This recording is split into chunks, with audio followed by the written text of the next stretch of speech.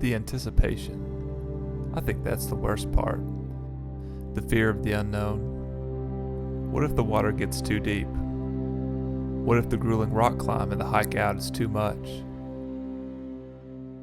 How can I possibly tell the story of this once-in-a-lifetime adventure?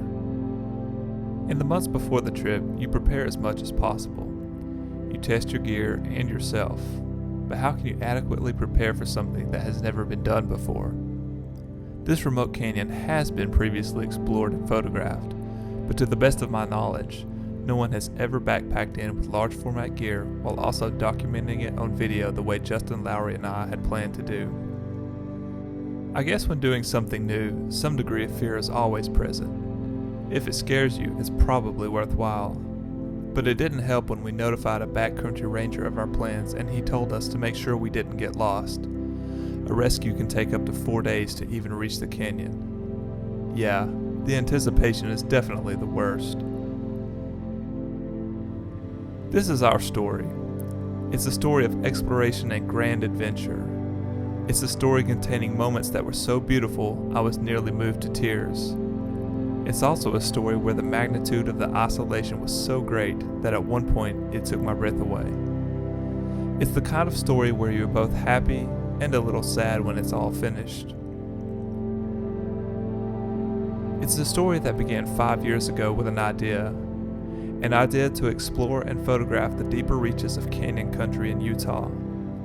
An idea to push large format photography into areas where it has most likely never been before. For nearly a year, Justin and I had trained, tested gear, and shared our thoughts and doubts. But never were those doubts louder in my mind than on the first day of our trip. As our off-road shuttle climbed away higher from Zion, the outside temperature reading dropped faster, almost as if it were a countdown timer. It was then that it hit me. The trip was no longer an idea, but a reality. A very harsh, cold reality.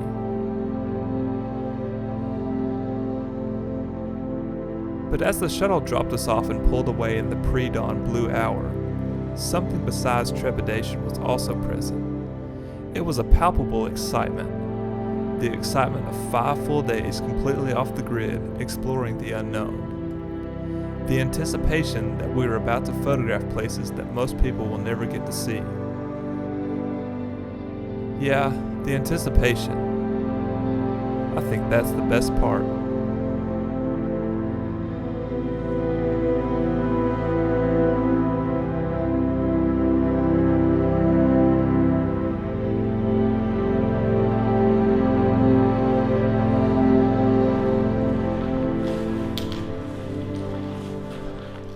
Okay, just took my first shot of this trip, and if you can hear the echo, you can see I'm in a very narrow slot canyon, which is exciting. I mean, the narrows are definitely a slot canyon, but this is the first true extended slot canyon I've been in. Shot some Ectar on the scene. Where I was messing with my camera there.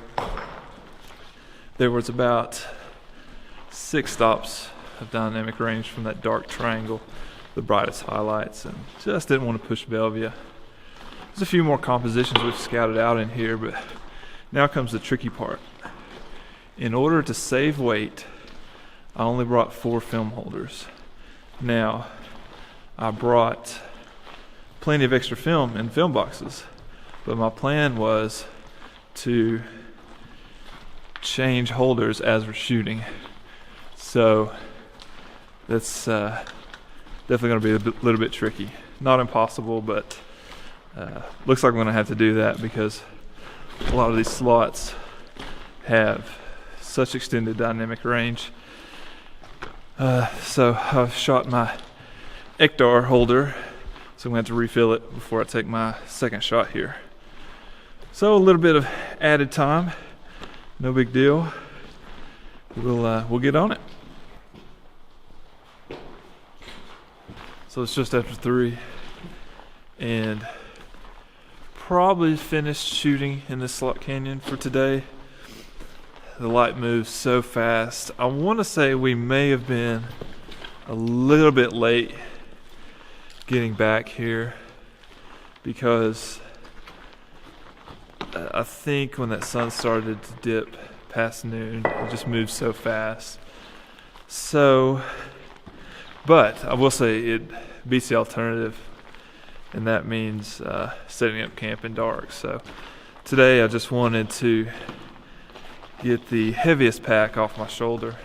Never got any shots. That was a bonus.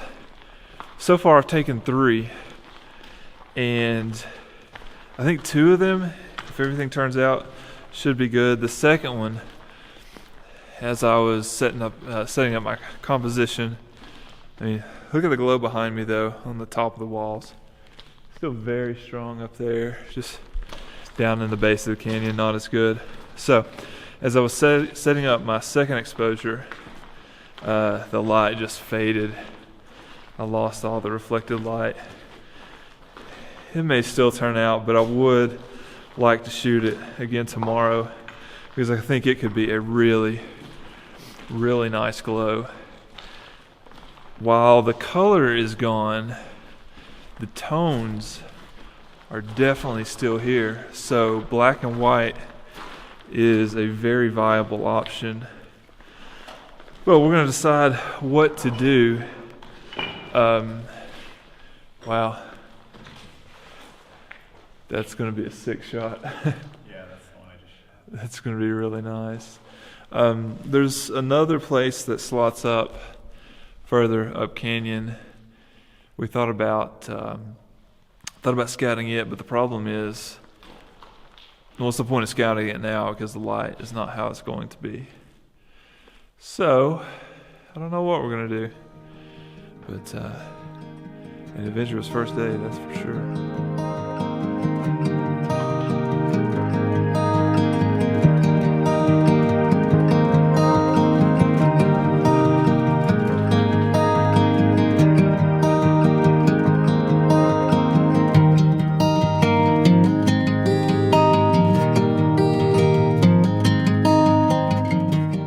Okay, so let's wrap up the day. Started this morning. It's been a long day. I can't believe this morning is when we started this trip. It was about 35 degrees on our hike into the canyon, and that's tough to get out of the car. You got your warm car and you know you're going to be getting out in the 35 degree weather. Plus we had a river crossing like within the first 100 yards. So that was pretty tough, but gradually as the metabolism got going, we warmed up, morale kind of changed. It was slow going, a lot slower than I thought. We went about 6 miles and it took 4, maybe 5 hours. The river, hiking in it was much more difficult than I had anticipated. Quicksand, I almost bit it once. Stepped in a pothole and it went up to my thigh and was kind of stuck in quicksand, and luckily Justin pulled me out, but I don't know what I would have done if I was on this trip solo, because I wasn't in danger, but to get out I'm fairly certain I would have lost my balance and my pack would have gone in the water. So quicksand made it tough. Route finding, you're kind of in the water on the ground. So a lot slower going than I thought. We got to camp, and check out this campsite. It's perfect. So right on the river, there's my tent, just the normal stuff you've seen me use before. There's Justin's with a tarp, and then on the inside, if you can see that, got a sleeping setup. But we've got fresh water in that spring right there behind us, which is very key, because as we were hiking in, there was a dead deer in the river, and it's really silty too, so not ideal to filter from that. I'm not sure if my filter gets out dead deer particles, but ideal campsite. We set up about noon, and then we visited Slot Canyon. Really very fortunate. We came across some incredible glows. I think I got a few good shots. My second one was the one I was most excited about, and as I was shooting it, the glow disappeared. I think it's still going to be okay, but not as strong as it could be, so I may reshoot that tomorrow. One thing I'm going to do is I'm going to switch and start shooting singles. That's something I don't typically do, but I only have 4 film holders, and that's going to maximize my shots. So tonight I'll reload some film. We're going to cook some dinner. Check this out too, one more thing. This little stand bench here is like the perfect sitting height. It's like a built-in chair. So like I said, couldn't have dialed in a better campsite. Good start to this adventure. It is wild and remote out here, but it really helps to have, for morale, helps to have that second person, so you can kind of, just have somebody to talk to, pick each other up. Literally, in my case, when I stepped in the quicksand, but really helps to have multiple people when you're out in the true wilderness like this.